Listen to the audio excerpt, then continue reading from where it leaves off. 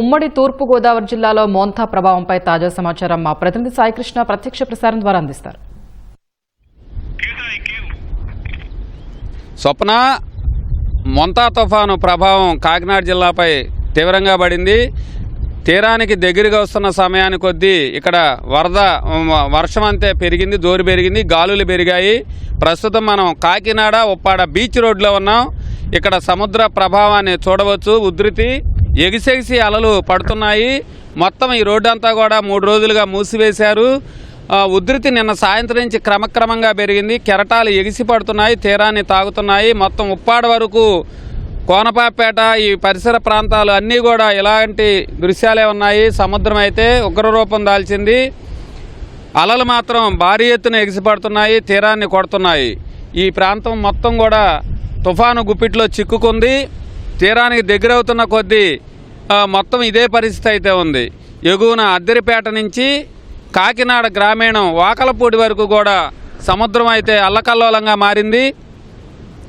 ఇప్పటికే అధికారులందరినీ కూడా తీర ప్రాంత వాసుల్ని పునరావాస కేంద్రాలు తరలించారు. ఇంకా ఎక్కడన్నా మిగిలి ఉంటే వారందరినీ కూడా రావాలని విజ్ఞప్తి చేస్తున్నారు. సాధారణ రోజుల్లోనే ఉప్పాడని సముద్రం చాలా కెరటాలు తీవ్రంగా కొడుతుంటాయి. తీరమంతా కూడా సముద్రం కలిపేసుకుంటుంది, కబలిస్తోంది.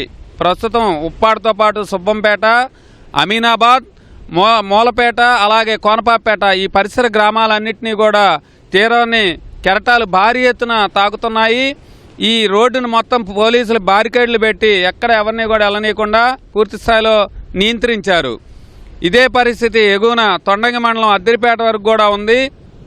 అలాగే కాకినాడ గ్రామీణ ప్రాంతంలోనూ ఇలాగే సముద్రం కెరటాలు ఎగిసిపడుతున్న పరిస్థితి. ఆ తర్వాత తాళరేవు మండలంలోనూ పూర్తిగా సముద్రం భారీ ఎత్తున అలలు అయితే ఎగిసిపడుతున్నాయి, కెరటాలు తీరాన్ని దాగుతున్నాయి. ఆ ప్రదేశాల్లో అయితే మడ అడవులు విస్తరించి ఉన్నాయి. అయినప్పటికీ కూడా ఆ తీరం అంతా కూడా అల్లకల్లోలంగా మారింది. అద్దిరిపేట నుంచి తాళరేవు వరకు మొత్తం మత్స్యకారులంతా కూడా పడవలన్నింటినీ, బోట్లని ఒడ్డున కట్టేసి వాళ్ళు వేట నుంచి బయటకు వచ్చి ఒడ్డుకు చేరారు. అలాగే డాక్టర్ బిఆర్ అంబేద్కర్ కోనసీమ జిల్లా యానం కేంద్రపాలి ప్రాంతం యానం నుంచి ఐపోలవరం, కాట్రేనికోన, ఉప్పలగుప్తం, అల్లవరం, మామిడి కుదురు, మల్కిపురం, అంతర్వేది సకినేటిపల్లి మండలం ఇంతవరకు కూడా ఇలాగే సముద్రం భారీ ఇబ్బందికరంగా పరిస్థితి మారిపోవడంతో అధికార యంత్రాంగం పూర్తి స్థాయిలో అప్రమత్తమైంది. తుఫాను తీవ్ర తుఫానుగా మారిన పరిస్థితుల్లో ఎవ్వరూ కూడా ఇంకా మిగిలిన వారు తీరం వెంబడి నివసించే ప్రజలంతా కూడా ఒడ్డుకు చేరాలని విజ్ఞప్తి చేస్తున్నారు. అలాగే ఎన్డీఆర్ఎఫ్, ఎస్డీఆర్ఎఫ్ బృందాలను ఇటు కాకినాడ, అమలాపురం ఎక్కడైతే ఇబ్బందికరమైన పరిస్థితులు ఉన్నాయో వారందరినీ కూడా అక్కడ మోహరించున్నారు. పోలీసు యంత్రాంగం కూడా క్షేత్రస్థాయిలో పర్యటిస్తోంది. ఎవరిని కూడా ఈ తీర ప్రాంతాల వైపు రాకుండా పూర్తి స్థాయిలో నియంత్రించారు.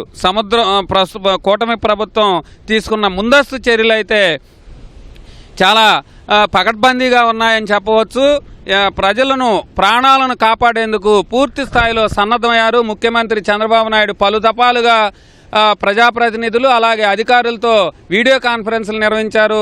ఎక్కడా కూడా ఇబ్బంది తలెత్తకుండా, ప్రజలెవరూ కూడా ఈ తుఫాన్లో చిక్కుకోకుండా కాపాడాలన్న ఆయన ఇచ్చిన ఆదేశాలను, సూచనలను కూడా మొత్తం పూర్తి స్థాయిలో అధికార యంత్రాంగం క్షేత్రస్థాయిలో అయితే అమలు చేస్తోంది. ఆ ప్రభావంతో ఇంకెవరైనా మిగిలి ఉన్నవారు కూడా ఒడ్డుకు చేరాలి.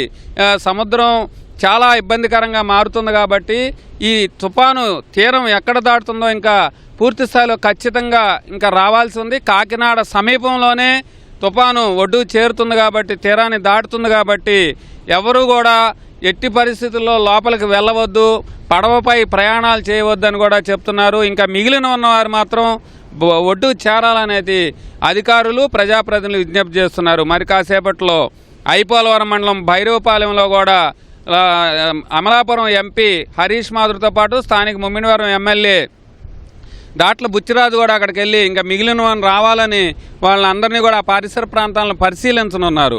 అలాగే విద్యుత్ స్తంభాలు నేల కొరిగే అవకాశం ఉండటం, కొబ్బరి చెట్లు పడిపోయే అవకాశం ఉండటం, ఈ పరిస్థితుల్లో విద్యుత్ స్తంభాలు 3 జిల్లాలు అటు తూర్పుగోదావరి, కోనసీమ, కాకినాడ ఈ 3 జిల్లాల్లో కూడా సిద్ధం చేశారు. విద్యుత్ సిబ్బందిని కూడా రాయలసీమ ప్రాంతాల నుంచి ఇక్కడికి తరలించి అందుబాటులో ఉంచారు. విద్యా సంస్థలకి ఇప్పటికే సెలవులైతే ప్రకటించారు. అలాగే వరి పంటకి ఇంకా కోతకొచ్చే దశలో కొన్ని ప్రాంతాల్లో ఉంది, అలాగే ఈనిక దశలో ఉన్నది. ఈ పరిస్థితుల్లో భారీ వర్షాలు, అతి భారీ వర్షాలు కురిస్తే మాత్రం కొంత ప్రభావం చూపుతుందని రైతులు ఆందోళన చెందుతున్నారు.